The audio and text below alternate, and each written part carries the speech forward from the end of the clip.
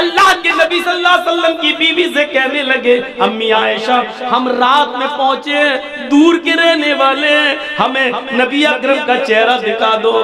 تو انہوں نے سر کھول دیا اور کہا دیکھ لو. کہنے لگے وہ صحابی آئے امی عائشہ ہمیں اندھیرے میں نبی کا چہرہ صحیح سے دکھائی نہیں دے رہا ہے, تو چراغ جلا دو, کچھ روشنی کر دو. تو حضرت عائشہ کہنے لگی آئے محمد کے ساتھیو میرے گھر کی اتنی انسلٹ کیوں کر رہے ہو, میرے گھر کو اتنا ذلیل کیوں کر رہے ہو, مجھے اتنا رسوا کیوں کر رہے ہو. اس صحابی نے کہا امی عائشہ ہم آپ کو انسلٹ کیسے کر سکتے ہیں, ہم تو اپنے نبی کا چہرہ دیکھنا چاہتے ہیں. تو امی عائشہ نے کہا لوگوں میرے گھر میں اتنا تیل بھی نہیں ہے کہ میں چراغ جلا کر تمہیں محمد رسول اللہ کا چہرہ دکھا سکوں. یہ اس گھر کا حال ہے. افسانے تم نے بہت سنے ہوں گے. آؤ محمد رسول اللہ کی زندگی کے بارے میں ذرا ہم سے بھی سن لو اور اپنے دل سے فیصلہ کرو, اور کل چائے کی ہوٹلوں میں بیٹھ کے بتانا کہ مولوی جرجیس نبی کو مانتا ہے یا نہیں مانتا. کہہ دینا بہت آسان ہے, پھلا نہیں مانتا, پھلا نہیں مانتا, پھلا نہیں مانتا. ارے ہم تو اللہ کے نبی سے ہٹ کر کوئی بات کر ہی نہیں رہے ہیں. تعجب تو یہ ہے کہ تم ہندوستان کی بات کرو تو پکے مسلمان, تم اجمیر کی بدایوں کی کچھوچا کی بات کرو تو پکے مسلمان, ہم مکے کی بات کریں اور مدینے کی بات کریں تو ہم نبی کو مانتے ہی نہیں. افسوس یہ ہے کہ تم ملا مولویوں کی لکھی ہوئی کتابوں کی بات کرو تو پکے مسلمان, اور ہم یہ کہیں کہ یہ نبی کا فرمان ہے, یہ فاطمہ کہہ رہی ہیں یہ اللہ کے رسول کا فرمان ہے, ہم یہ کہیں تو ہم مسلمان نہیں. جو لوگ یہ کہتے ہیں یاد رکھنا مولوی جرجیس کا ہاتھ ہوگا, کل قیامت کے دن تمہارا گریبان ہوگا, ہم تمہیں کھینچ کر رب کی عدالت میں لے کے آئیں گے اور یہ کہیں گے اے اللہ یہی وہ لوگ ہیں جو دنیا میں چائے کی ہوٹلوں میں بیٹھ کے کہا کرتے تھے کہ یہ نبی کو نہیں مانتے ہیں, یہ نبی کی شان میں گستاخی کرتے ہیں. اے اللہ مجھے ان سے انصاف چاہیے, اے اللہ مجھے ان سے انصاف چاہیے. میرا ہاتھ ہوگا تمہارے گریبان ہوں گے, یہ سوچ سمجھ کر کسی پر الزام لگانا.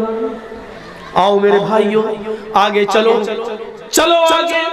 حضرت محمد رسول اللہ کی جنازے کی نماز پڑھ لی جاتی ہے, دفن کر دیا جاتا ہے, اور دفنانے کے بعد پہلی اذان کا وقت ہوتا ہے.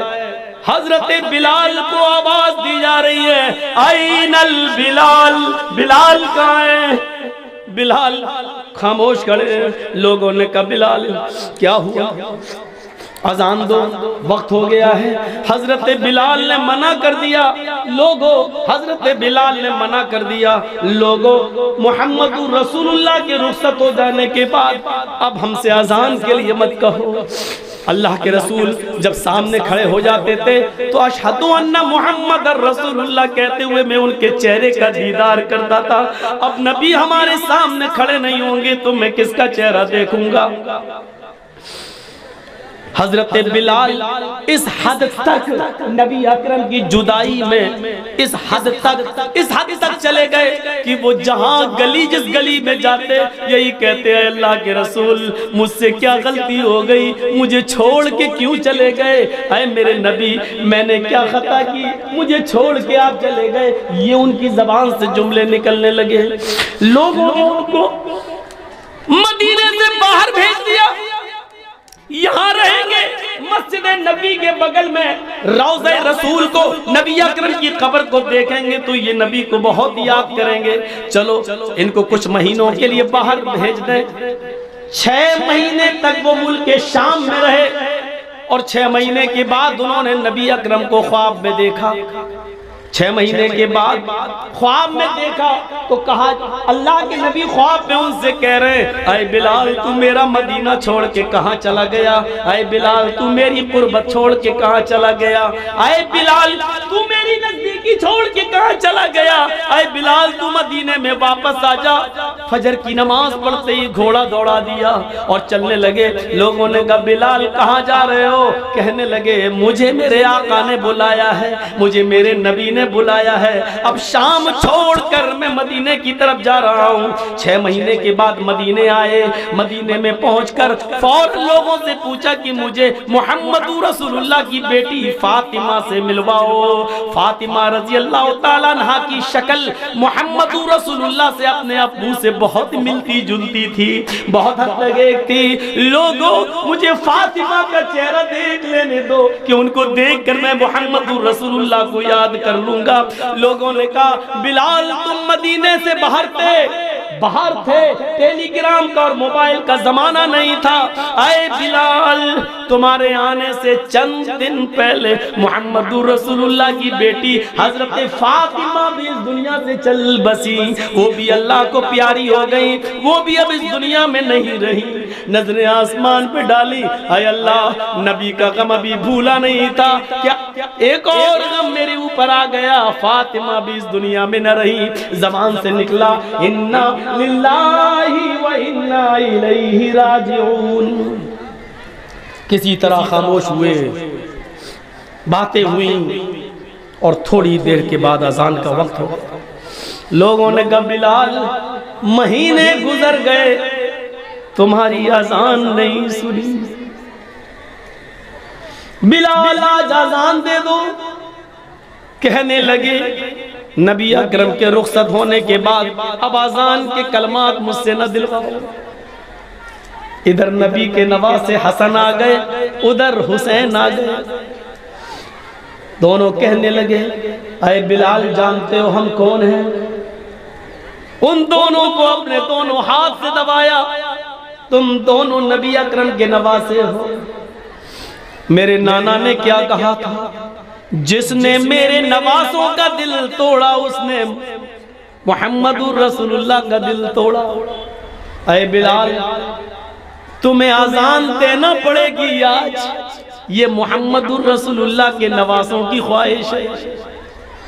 بلال بولے چیخ پڑے اے حسن اے حسین، تمہاری زبان سے نکلنے والے لفظوں کو اور تمہاری خواہش کو تمہارے نانا نے نہیں توڑا تو میں کیسے توڑ سکتا ہوں؟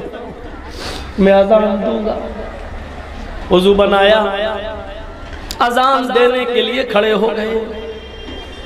وہی اونچائی ہے، وہی مسجد نبوی کا مینارہ ہے، وہی کانوں میں انگلی دی ہوئی ہے، اور اسی جگہ پر اذان کے کلمات بلند ہو رہے ہیں۔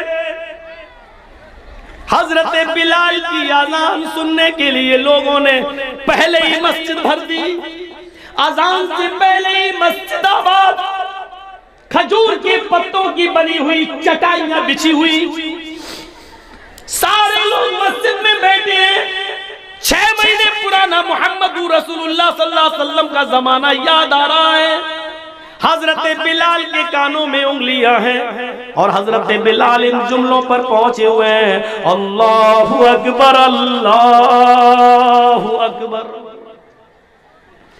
جیسے ہی بلال نے اللہ اکبر کہا، کعبے کی رب کی قسم ان جملوں نے نغمہ قیامت برپا کر دیا۔ جیسے یہ جملے نکلے، لوگ اپنے گھروں سے اور تیزی سے نکلنے لگے۔ جیسے یہ جملے نکلے، ایسے عورتیں بے قابو ہو جاتی ہیں، وہ بھی اپنے گھروں سے اٹھ کر اوپر چھت پہ چڑھ جاتی ہے کہ آج بلال کی اذان چھت سے سنیں گے تو صاف سنائی دے گی۔ جیسی عورتیں بے قابو ہو کر چھتوں پہ چڑھ رہی تھیں، لوگ دھڑا دھڑ مسجد کی طرف بھاگ رہے تھے، اس وقت بلال ان جملوں پر پہنچ چکے تھے، اشہد ان لا الہ الا اللہ۔ بلال کی زبان سے جب یہ جملے نکلے، اشہد ان لا الہ الا اللہ، اس وقت تک پرندے درختوں کی اوپر بیٹھ گئے تھے، گویا کہ پرندے بھی حضرت بلال کی اذان سننے کے مشتاق ہوں۔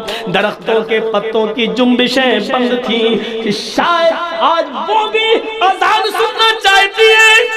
یہ ساری چیزیں بے قابو تھیں، عورتیں چھتوں پہ چڑھ کے بلال کی اذان سننا چاہ رہی ہیں۔ درختوں کے پتے جنبش نہیں کر رہے ہیں، چہچانے والے پرندے بھی خاموشی کے ساتھ بلال کی اذان سن رہے ہیں، اور صحابہ کرام کی آنکھوں میں آنسو ہے۔ نبی اکرم کا زمانہ یاد آ رہا ہے، ایک ایک صحابی کی آنکھوں سے گرنے والے آنسوؤں نے مسجد نبوی پر کھجور کے پتوں کی بنی ہوئی چٹائی کو بھگو دیا ہے، پوری کی پوری چٹائی تر ہو جاتی ہے۔